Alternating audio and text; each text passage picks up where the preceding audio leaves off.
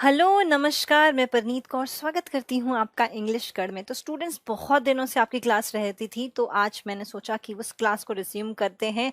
तो मैंने आपको पढ़ा दिए हैं वर्ब, मैंने आपको वर्ब स्टार्टिंग से पढ़ाया, मैंने वर्ब्स के फॉर्म पढ़ा दिए आपको, मैंने मॉडल क्या होता है, मॉडल वर्ब्स क्या होते हैं वो पढ़ा दिया, ऑक्सिलरी वर्ब्स पढ़ा दिए। तो मॉडल वर्ब्स हमने समझ तो लिया है कि एग्जैक्टली क्या है। अगर आपने नहीं देखा तो वीडियो को जरूर वॉच कर दीजिएगा जो आपके पास ऑलरेडी है। ठीक है, आज हम टाइप्स ऑफ मॉडल्स पढ़ेंगे कि एग्जैक्टली एक बार ब्रीफ कर देती हूँ कि मॉडल्स है होते क्या है। तो गाइस, मॉडल्स होते हैं ऐसे शब्द, ऐसे वर्ब्स जो आपके स्पीकर के इंटेंशन को एक्सप्रेस करते हैं। ठीक है, कि सेंटेंस, जो भी आपका सेंटेंस होता है, ये जब ये मॉडल वर्ब आते हैं आपके सेंटेंस में, तो वो स्पीकर के इंटेंशन को क्लियर करते हैं कि वो एग्जैक्टली बोलना क्या चाहता है। ठीक है, हमारी जो दिल की बात है वो आप तक पहुंचाने का काम करते हैं मॉडल। समझ सकते हैं कि हमारे जो जो मैं कहना चाहती हूँ वो आप तक पहुंच जाए, एक्सप्रेस हो जाए, उसे हम मॉडल्स कहते हैं। तो आज हम टाइप ऑफ मॉडल्स पढ़ेंगे। ठीक है, आपके मे, माइट, कैन, कुड, शैल, ये सब, विल, शुड, ये सारे आपको पढ़ने हैं कि उनका स्पेसिफिक फंक्शन क्या है, स्पेसिफिक उसका मीनिंग क्या होता है जब वो सेंटेंस में आता है। ठीक है, तो आज हम स्टार्ट करेंगे अपना मॉडल, जिससे हम स्टार्ट करेंगे मे एंड माइट से। तो स्टार्ट करते हैं गाइज अपनी आज की क्लास। तो अगर हम मे की बात करें, ठीक है, अगर हम मे की बात करें तो गाइस, मे जब आपका किसके लिए आता है, मे हमेशा आपका बताता है पॉसिबिलिटी। मतलब मे जो है क्या इंटेंशन को एक्सप्रेस करता है, possibility, permission, purpose, blessing and curse. ठीक है, मतलब कि जब भी हमें कोई परमिशन मांगनी हो, कोई पॉसिबिलिटी बतानी हो कि हाँ कुछ चांसेस है कि ऐसा हो सकता है, हो भी सकता है, नहीं भी हो सकता, तो पॉसिबिलिटी की बात करनी हो, कोई आज्ञा लेनी हो, परमिशन लेनी हो। ठीक है, पर्पस बताना हो किसी का, कि उसका उद्देश्य बताना है कि वो अगर कोई काम कर रहा है तो क्यों कर रहा है। ठीक है, उसका पर्पस बताने की, एक्सप्रेस करने की बात हो। ठीक है, किसी को ब्लेसिंग देने की, जैसे हमारे बड़े हमें ब्लेसिंग्स देते हैं कि भाई तुम्हारी जॉब लग जाए। ठीक है, may you get the desired job, may you become the prime minister of India. तो जो भी है गाइस, आपके जो भी ब्लेसिंग्स आपके घर वाले या फिर आपके नियर एंड डियर वंस आपको देते हैं, तो वो ब्लेसिंग्स के लिए। और अगर कोई आपको कर्स करता है, जो कि नहीं करना चाहिए, तो जैसे हम बोलते हैं may the enemy of our country die, तो ऑफकोर्स टेररिस्ट की अगर हम बात करें, तो अगर हम किसी को कर्स करते हैं तभी भी हमारे उस कर्स को या फिर हमारी ब्लेसिंग को या फिर हमारे पर्पस को कौन सा शब्द एक्सप्रेस करता है, वो है मे। ठीक है, तो इस बात को रटना नहीं है, समझना है कि जैसे हम बोलते हैं ना, भगवान करे तुम्हारे साथ ऐसा हो जाए, ऐसा हो सकता है, तो हिंदी में बहुत सारा से हम बहुत अलग अलग वर्ड्स लिख लेते हैं, मगर अगर आपको इंग्लिश में इन पांचों बातों को कहना हो तो आप मे लिखेंगे। ओके, तो इसको और शॉर्ट में लर्न कर सकते हैं, 3P C एंड B। ठीक है, तो possibility, permission, purpose, blessing and curse. Example देखते हैं। It may rain today. ठीक है, इट मे रेन टुडे। तो यहाँ पे मे क्या कह रहा है कि आज, ये क्या बता रहा है, पॉसिबिलिटी कि हो सकता है आज बारिश। ठीक है, आज बारिश हो सकती है, चांसेस हैं, पॉसिबिलिटीज हैं कि आज बारिश हो सकती है। तो अगर मैं इट रेन टुडे, तो अगर मैं मे को हटा दूंगी तो ये कहेगा कि आज बारिश हुई। ठीक है, मगर इट मे रेन टुडे ये एक्सप्रेस करेगा मेरे इंटेंशन की, मैं बताना चाहती हूँ कि कोई आज पॉसिबिलिटी है, कि चांसेस है कि आज बारिश हो सकती है। ठीक है, बात समझ में आई। नेक्स्ट, परमिशन की बात करें, मे आई कम इन। अगर मैं कहूं किसी को मे आई कम इन, तो अगर मैं किसी से परमिशन मांगू कि क्या मैं अंदर आ सकती हूँ, प्यार से अब मैं किसी से परमिशन मांगू कि क्या मैं अंदर से आ सकती हूँ, तो उसके लिए हमने, ठीक है, आई कम इन, तो वो गलत तरीका, मे आई कम इन उसका एक अच्छा तरीका है जब हम किसी से परमिशन मांगते हैं। ठीक है, और एग्जाम्पल देखते हैं।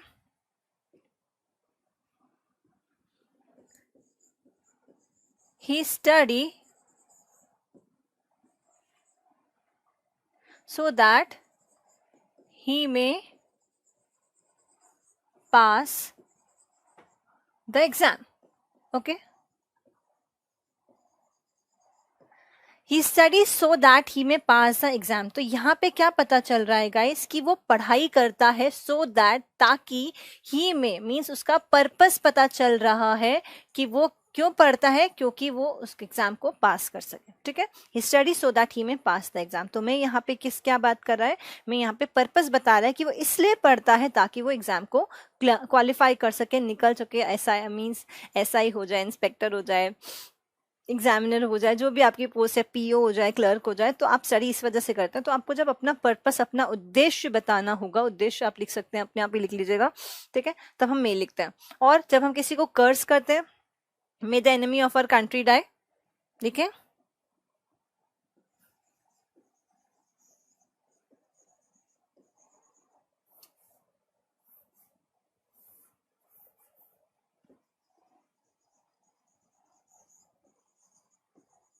May the enemy of our country die. ठीक है, तो यहाँ पे हम क्या कह रहे हैं कि हम यहाँ पे कर रहे हैं कर्स। ठीक है, हम किसी को कर्स करें, या फिर ब्लेसिंग भी कह सकते हैं, may you get your desired post. तो हम जब ब्लेसिंग्स, कर्स की बात करते हैं तो 3P प्लस C या B या C या C भी, जो भी आपको ठीक लगे। तो पर्पस, परमिशन एंड पॉसिबिलिटीज की बात करते हैं, एंड कर्स और ब्लेसिंग की बात करने के लिए, आपको एक्सप्रेस करने के लिए मे का यूज करना होता है। ठीक है, कुछ इंपॉर्टेंट पॉइंट्स ये गाइस मे के साथ में नोट कर लो।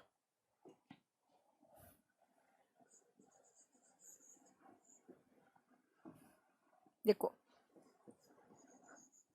मे एंड पॉसिबल,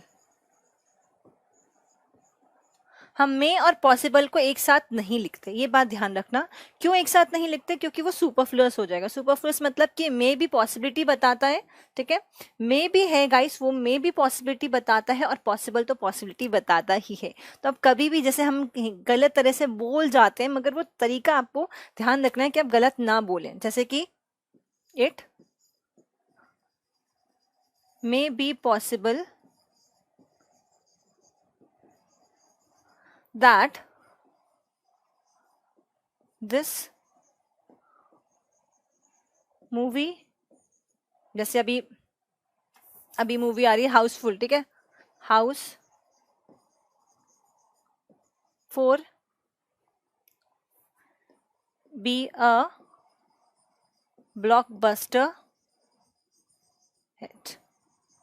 ठीक है, it may be possible that that Housefull 4 be a blockbuster hit. ठीक है, तो मैंने क्या लिखा, इट मे बी, और यहाँ पे मैंने पॉसिबल भी लिख दिया, जो कि गलत है, क्योंकि मे बी बता रहा है कि चांसेस है, पॉसिबिलिटी बता रहा है कि जो आपकी हाउसफुल 4 आ रही है, या फिर और भी कोई मूवी आ रही है जो भी अच्छी मूवी है, मुझे नाम नहीं एग्जैक्टली यार, ब्रह्मास्त्र बोल सकते हैं, कि वो ब्लॉकबस्टर हिट हो सकती है, अच्छे उसमें कैरेक्टर्स हैं।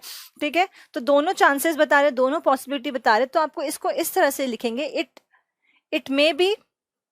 ठीक है, may be Housefull 4 be a blockbuster hit, या फिर it is possible that Housefull Housefull 4 be a blockbuster hit. That means कि हम मे और पॉसिबल को एक साथ नहीं लिखते, इसका आपको ध्यान रखना है। ठीक है, दूसरी इंपॉर्टेंट बात गाइस, मे जो होता है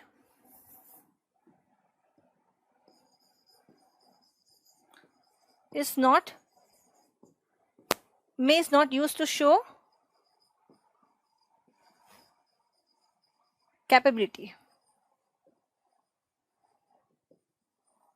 ठीक है, जब आपको कैपेबिलिटी बतानी हो, किसी की क्षमता बतानी हो, तो क्षमता बताने के लिए हम मे नहीं इस्तेमाल करते, हम वहां पे कैन लिखते हैं, जो मैं आपको अभी अभी पढ़ाने वाली हूँ। तो जब भी हम किसी की कैपेबिलिटीज बताते हैं, जैसे कि हम बोल देते हैं कि मे यूज कर लेते हैं, बट वो गलत तरीका है। किसी की कैपेसिटी या किसी की कैपेबिलिटी बतानी हो, तो आप हमेशा वहां पे कैन यूज करते हैं, मे नहीं। For example, after operation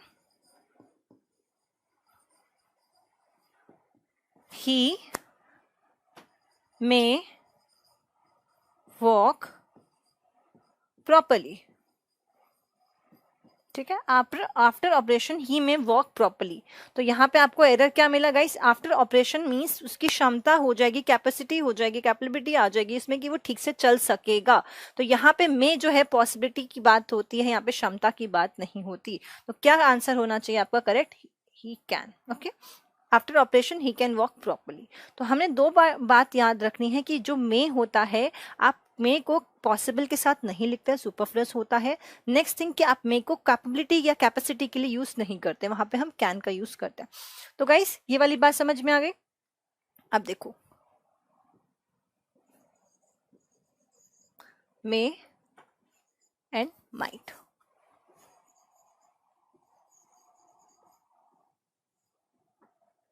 may and might में डिफरेंस देखते हैं। मे जो होता है प्रेजेंट की पॉसिबिलिटी को बताता है, ठीक है, मे जो होता है हमेशा प्रेजेंट की पॉसिबिलिटी को बताता है।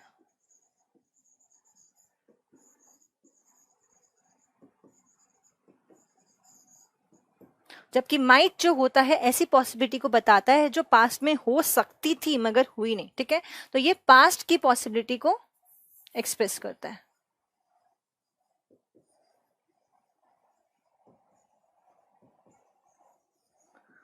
जिसमें प्रेजेंट की जो पॉसिबिलिटी होती है गाइस वो मोर पॉसिबल होती है। कोई भी चीज अगर आपको, जैसे फॉर एग्जांपल ऑप्शन दिए गए हैं एग्जाम में कि आपका मे है या माइट, अगर किसी चीज की पॉसिबिलिटी ज्यादा है, उसी चांसेस है कि ज्यादा चांसेस है कि ये हो सकता है, तो आप वहां पे मे को ऑप्ट करते हैं, माइट को नहीं। तो मे जो होता है मोर पॉसिबिलिटी शो करता है,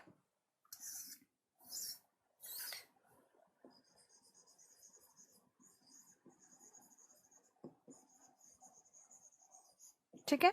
और माइट जो होता है गाइस वो रिमोट पॉसिबिलिटी मींस कम पॉसिबिलिटी को शो करता है।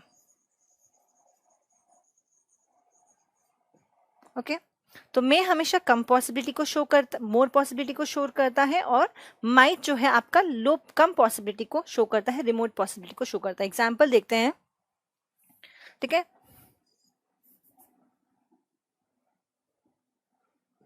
ही मे कम टुडे, ठीक है।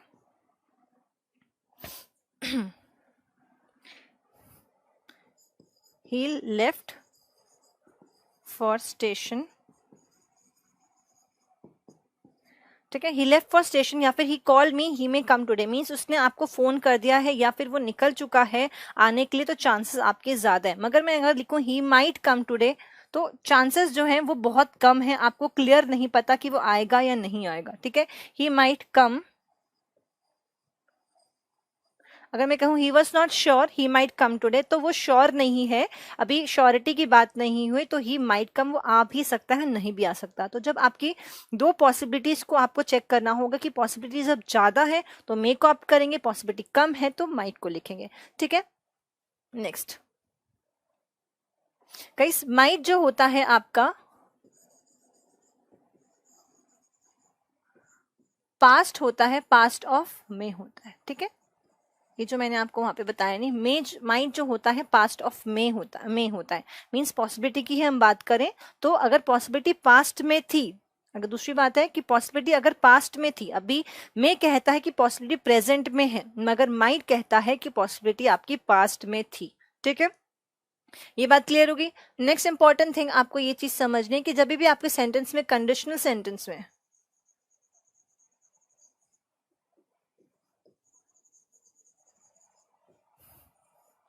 जब हम कंडीशनल सेंटेंसेस की बात करते हैं गाइस, जब हम कंडीशन की बात करते हैं कि ऐसा हो सकता है, इन दैट सेंस अगर आपका कंडीशनल सेंटेंस, ठीक है, अगर आपका कंडीशनल सेंटेंस पास्ट में है, किसमें, सिंपल पास्ट में, तब आप वहां पे नेक्स्ट सेंटेंस में क्या लिखते हैं, माइट। सिंपल पास्ट कौन कौन से होते हैं guys, V2, did, were, was, were, had, 2 plus V1 या फिर had प्लस नाउन, ठीक है। तो जब भी आपका सेंटेंस जो होता है वो सिंपल पास्ट में, कंडीशनल सेंटेंस अगर सिंपल पास्ट में होता है, ठीक है, तब वहां पे आप माइट का इस्तेमाल करते हैं, माइट लिखते हैं, ठीक है। अगर आपका कंडीशनल सेंटेंस मोर पास्ट में है, I will give you example, don't worry. More past क्या होते हैं, जैसे verb plus had plus noun, had been, okay, had plus noun,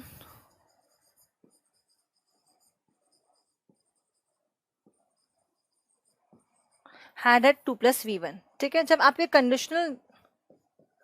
आपको अपने कंडीशनल सेंटेंस में जो आपका कंडीशनल क्लॉज है उसमें आप मोर पास देखते हैं गाइस, तब आप वहां पे माइट हैव प्लस V3 लिखते हैं। क्या लिखते हैं आप उसको आगे कंडीशनल सेंटेंस में, जब आपको पॉसिबिलिटी बतानी हो, पास्ट की पॉसिबिलिटी बतानी हो, माइट हैव प्लस V3, तब आप वहां पे माइट हैव प्लस V3 लिखते हैं। एग्जाम्पल देखिए,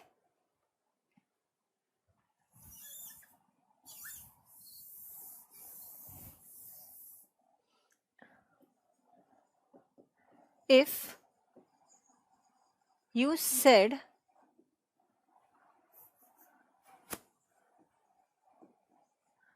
I might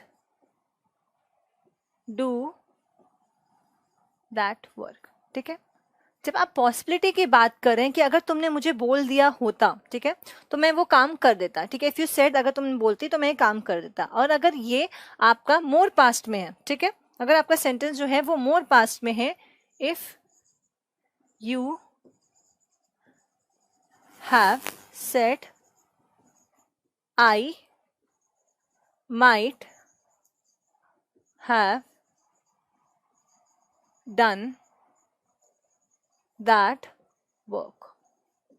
ओके, कि अगर तुमने मुझे बोल दिया होता, एग्जैक्टली ये मोर पास्ट में, कि तुमने मुझे पास्ट में अगर बोल दिया होता तो मैं ये काम, हो सकता है मैं काम कर चुका होता, ठीक है, मगर ये काम किया नहीं। तो कंडीशनल सेंटेंस में भी जब आपके मे या माइट आते हैं, तो अगर हम माइट की बात करें जो कंडीशनल सेंटेंस में सिंपल पास्ट में होगा, तो आप माइट का प्रयोग करते हैं। अगर मोर पास्ट में आपका कंडीशनल सेंटेंस होता है, कंडीशनल क्लॉज जो अगर मोर पास्ट में होता है, तो आप माइट हैव प्लस V3 लिखते हैं। ठीक है, तो कंडीशनल क्लॉज के बीच में बात आ गई, इसलिए मैंने आपको बता दिया गाइस। अब अगर हम बात करें मे और माइट की,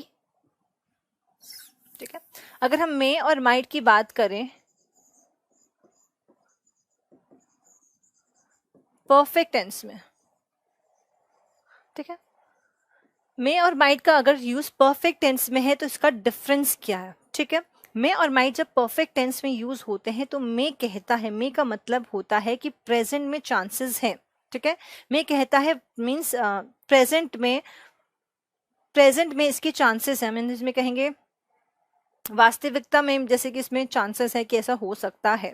ठीक है, मगर हम जब परफेक्ट टेंस के साथ माइट लिखते हैं, इसका मतलब होता है कि चांसेस पास्ट में थे मगर काम हुआ नहीं या फिर आपको पता नहीं है। ठीक है, तो डिफरेंस समझना है, जब आपके चांसेस पास्ट में थे और वो एक्शन हुआ ही नहीं है, तब आप माइट के साथ मीन्स तब आप क्या लिखते हैं, माइट लिखते हैं। ठीक है, जब आप मे लिखते हैं पास्ट टेंस परफेक्ट टेंस के साथ, जिसका मतलब होता है कि ये चांसेस हैं, अभी फ्यूचर में या फिर प्रेजेंट में इसके चांसेस हैं। ओके, ठीक है,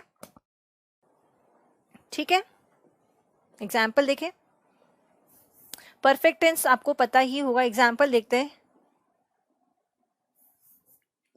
ही may have won the match. He may have won the match, या फिर इसको हम इस तरह से भी लिखें, he might have won the match. अब आपको डिफरेंस समझना है गाइस कि इन दोनों सेंटेंस में डिफरेंस क्या है। जब मे हैव मीन्स जब आप मे के साथ परफेक्ट टेंस लिखते हैं तो सेंटेंस का मतलब होता है कि प्रेजेंट में चांसेस है, कि चांसेस जो है, पॉसिबिलिटी जो है वो प्रेजेंट में है। मगर जब आप माइट लिखते हैं, ही माइट हैव मीन्स माइट के साथ आप परफेक्ट टेंस लिखते हैं, उसका मतलब होता है पास्ट में जो थी पॉसिबिलिटी थी, पास्ट में पॉसिबिलिटी तो थी मगर हुई नहीं। ओके, कोई काम जो पास्ट में पॉसिबल था मगर वो काम पास्ट में हुआ ही नहीं, तो उसे हम क्या कहते हैं, माइट हैव प्लस V3। तो अब हमें ये समझना है, ओवरऑल सम अप करती हूँ कि मे का मतलब, मे किस लिए यूज होता है, पॉसिबिलिटी, पर्पस, परमिशन बताने की, प्लस ब्लेसिंग एंड कर्स के लिए। ठीक है, अगर हम पॉसिबिलिटीज की बात करें तो जब आपकी मोर पॉसिबिलिटीज होती है तब आप मे का यूज करते हैं, जब कम पॉसिबिलिटी होती है तब आप माइट का यूज करते हैं। माइट होता क्या है, माइट जो होता है मे का पास्ट टेंस होता है। ठीक है, ये बात क्लियर हो गई। नेक्स्ट जो बात है गाइस, जब हम कंडीशनल सेंटेंस में मे का या माइट का यूज करते हैं, तो अगर कंडीशनल सेंटेंस आपका conditional clause present simple past में है तो आप माइट लिखते हैं। ठीक है, और अगर आपका कंडीशनल जो क्लॉज है अगर वो मोर पास में तो माइट हैव लिखते हैं, जो कि मैंने आपको बता दिया कि माइट हैव प्लस V3 का मतलब होता है कि पास्ट में चांसेस थे मगर हुए नहीं। अगर मे के साथ आप प्रेजेंट टेंस लेते हैं, सॉरी परफेक्ट टेंस लिखते हैं, परफेक्ट टेंस में अगर आप मे के साथ लिखते हैं दैट मीन्स कि प्रेजेंट में चांसेस है। ठीक है, मगर माइट के साथ आप परफेक्ट टेंस लिखते हैं तो वहां पे कहता है कि पास्ट में चांसेस थे मगर हुआ नहीं। तो आई होप आपको मे और माइट का डिफरेंस जो है समझ में आ गया होगा। तो हमने मे के यूजेज देख लिए और मे और माइट का डिफरेंस देख लिया, क्योंकि जो कि हमको बहुत ज्यादा कंफ्यूज करता है। अब जो हम नेक्स्ट पढ़ने वाले हैं गाइस वो है कैन एंड कुड।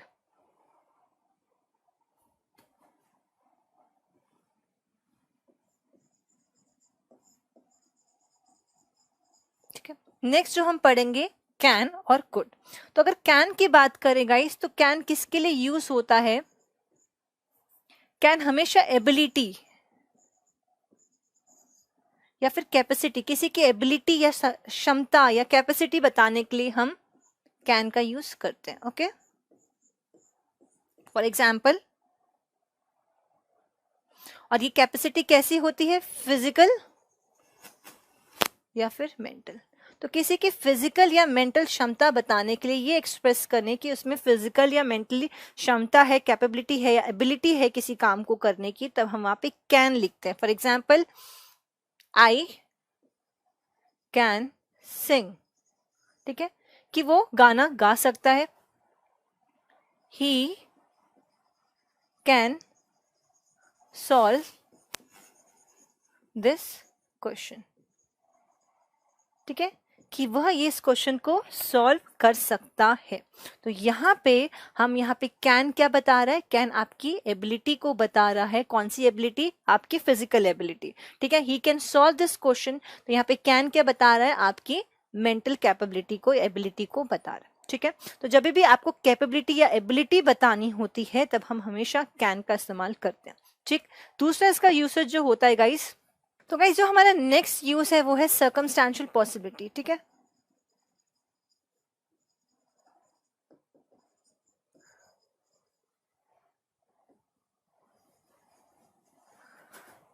ठीक है, जब भी हमें सर्कमस्टेंशियल पॉसिबिलिटीज बतानी, मींस ऐसी सर्कमस्टांसेस बन चुके हैं कि चांसेस है कि आप ये काम को कर सकते हो। ठीक है, लेकिन फॉर एग्जांपल अगर मैं बोलूं,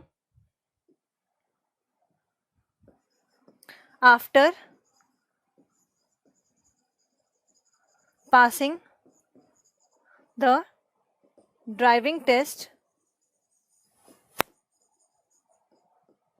यू कैन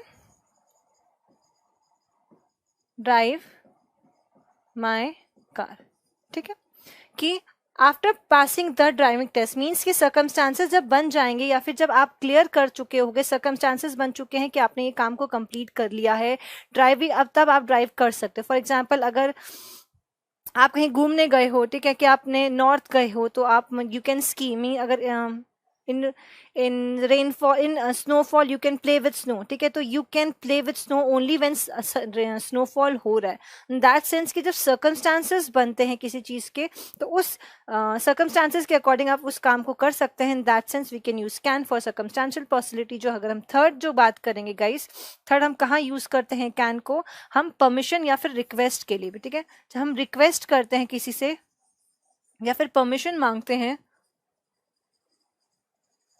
उसके लिए भी हम कैन को यूज करते हैं। For example, can I come in, can I take your bicycle, can I borrow your pen. तो गाइस हम कैन को परमिशन मांगने के लिए, रिक्वेस्ट के लिए भी यूज करते हैं। एग्जाम्पल लिखते हैं, can I borrow your phone कर देते हैं, ठीक। तो can I borrow your phone, तो क्लियर है। Next,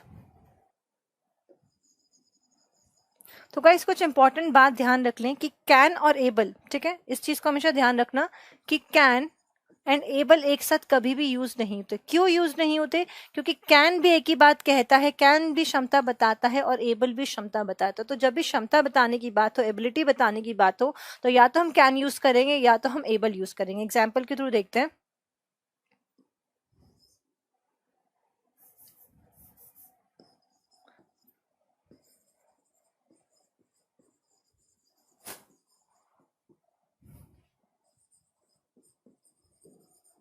he can be able to do that work, okay।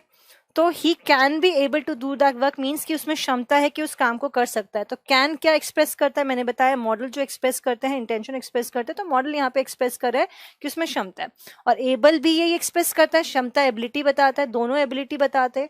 तो एबिलिटी की जब भी बात होती है गाइस, या तो आप कैन लिखेंगे या तो आप एबल टू लिखेंगे, ठीक है।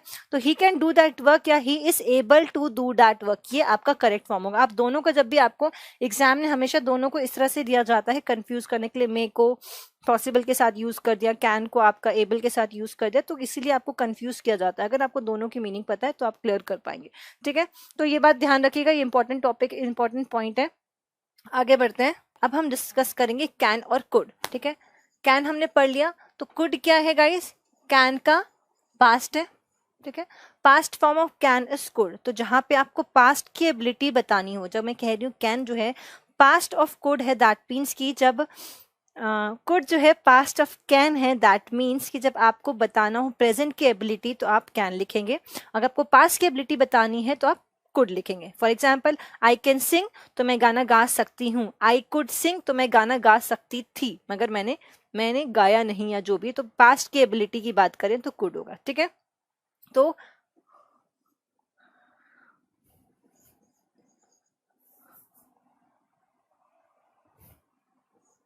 प्रेजेंट एबिलिटी,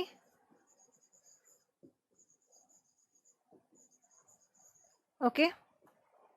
और कुड क्या कहता है? पास्ट की एबिलिटी,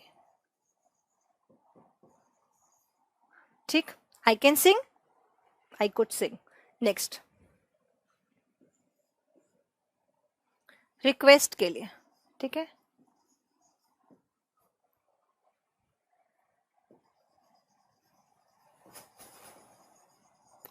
जब भी हम रिक्वेस्ट करते हैं गाइस, जैसे कि मैंने आपको पूछा परमिशन मांगने के लिए या रिक्वेस्ट करने के लिए हम कैन लिखते हैं। Can I come in, can I do this, can I take your car. तो गाइस कैन जो होता है, तो कैन से ज्यादा पोलाइट वे जो होता है परमिशन या रिक्वेस्ट मांगने का कि क्या मैं ये कर सकता हूँ, तो आप कुड लिखेंगे। जब भी आपको मोर पोलाइटली, फॉर एग्जाम्पल हम जब भी हम कुड लिखते हैं तो वहां पे पोलाइटनेस ज्यादा होती है कि हम बहुत प्यार से उसे परमिशन या रिक्वेस्ट मांग रहे हैं। For example,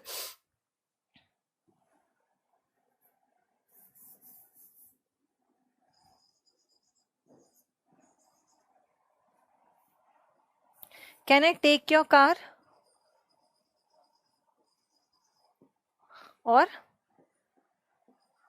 could I take your car, ठीक है। तो can I take your car, क्या मैं तुम्हारी कार ले जा सकता हूँ? अगर मैं बोलूँ could I take your car, तो क्या मैं तुम्हारी कार लेके जा सकता हूँ? तो जहां आपको पोलाइटनेस ज्यादा होती है, पोलाइटनेस जैसे कि हम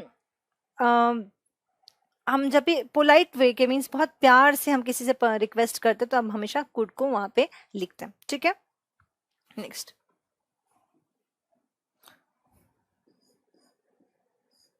परफेक्ट टेंस की बात करेंगे इस, ठीक है। तो परफेक्ट टेंस में कैन जो है परफेक्ट टेंस के साथ नहीं लिखा जाता, ठीक है।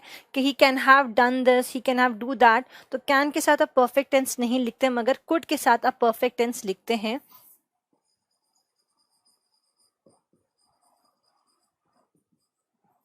कुड हैव प्लस V3 का मतलब होता है कि उसमें पास्ट में एबिलिटी थी कि वो उस काम को कर देता, मगर उसने किया नहीं, ठीक है। इफ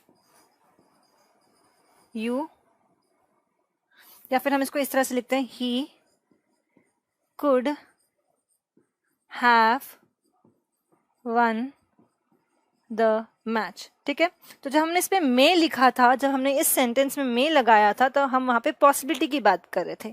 अभी हम यहाँ पे कह रहे हैं if he could have won the match, that means कि हम कह रहे हैं कि उसमें क्षमता थी, पास्ट में उसमें क्षमता थी, एबिलिटी थी कि वो मैच को जीत सकता, मगर उसने नहीं जीता। ठीक है, तो जब आपको एबिलिटी बतानी हो पास्ट की, तो आप कुड हैव प्लस V3 लिखेंगे। मीन्स ऐसा एक्शन कि पास्ट में उसमें क्षमता तो थी मगर उसने किया नहीं, तब हम लिखेंगे could plus have plus V3। ठीक है, और कैन जो है आप परफेक्ट टेंस के साथ नहीं लिख सकते।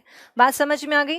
तो कैन क्या होता है गाइस? कैन जो होता है, कैन आपका बताता है पॉसिबिलिटी मींस एबिलिटी को, और पास्ट की एबिलिटीज को बताने के लिए हम कुड लिखते हैं। ठीक है, जब आपको मोर पोलाइट वे में किसी से रिक्वेस्ट करनी हो तो आप कुड यूज करते हैं। जब आपको कंडीशनल सेंटेंसेस में आप कुड लिखते हैं। ठीक है, अगर सिंपल पास्ट में अगर आपको एबिलिटी बतानी है और कंडीशनल सेंटेंस है, तब आप वहां पे कुड या फिर कुड प्लस V1 या फिर कुड हैव प्लस V3 लिखेंगे, जिसका मतलब होगा, अगर हम परफेक्ट टेंस के साथ कुड हैव प्लस V3 लिखते हैं, जिसका मतलब होता है कि पास्ट में उसमें क्षमता थी, एबिलिटी थी, मगर उसने उस काम को किया नहीं। कैन के साथ हम ये नहीं लिख सकते। ठीक है, कैन क्योंकि प्रेजेंट में ही बताता है कि क्षमता है कि वो काम को कर सकता है। तो ये बहुत सिंपल सी बात है। मे और माइट को हमने कैन और कुड को डिस्कस कर लिया। कैन जो है आपकी possibility 3 P's and C and B बताएगा, एंड आपका कैन जो है क्या बताएगा? पॉसिबिलिटीज, एबिलिटी बताएगा। क्या कहेगा? आपको पॉसिबिलिटी, सर्कमस्टेंशियल पॉसिबिलिटी बताएगा, और परमिशन के लिए यूज होता है। तो बस आपको ये चीज थोड़ी सी समझनी है। जब आप समझ जाएंगे कि इसका एक्सप्रेशन वो क्या एक्सप्रेस करता है, तो आपको रटने की जरूरत नहीं पड़ेगी। और कुड और माइट की बात करें तो उनका पास्ट होता है। ठीक है, तो मिलेंगे नेक्स्ट क्लास में, जिसमें हम और भी मॉडल्स को डिस्कस करेंगे। पहले मैं चाहती हूँ कि आप इसमें से रिलेटेड काफी सारे क्वेश्चंस को प्रैक्टिस कर लें। बहुत सारे नेट में क्वेश्चंस मिल जाएंगे, बहुत सारी बुक्स में आपको क्वेश्चंस मिल जाएंगे, तो जरूर प्रैक्टिस कीजिएगा। तो आपका मे, माइट, कैन, कुड का जो आपका जो कॉन्सेप्ट है वो बहुत अच्छे से क्लियर हो जाएगा, और आप में इसमें बिल्कुल भी गलतियां नहीं करेगी। तो मिलेंगे नेक्स्ट क्लास में, तब तक के लिए bye, take and be happy.